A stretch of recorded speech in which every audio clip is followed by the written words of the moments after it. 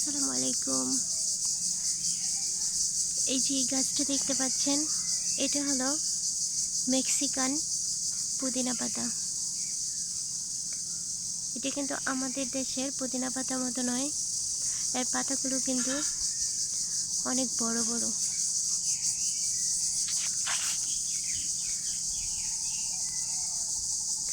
মাশাআল্লাহ, এখানে একটা গাছ আছে।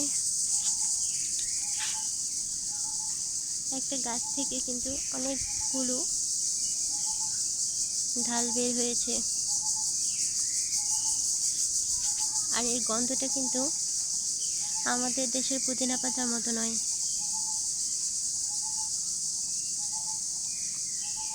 এর গন্ধটা অনেকটা অরেগানোর মতো।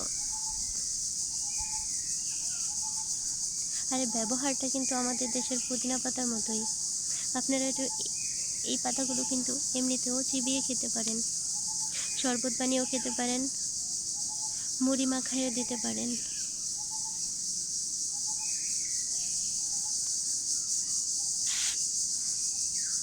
তো কেমন লাগলো ভিডিওটা আমাকে কমেন্ট করে জানাবেন, আর আমার চ্যানেলটাকে অবশ্যই সাবস্ক্রাইব করবেন।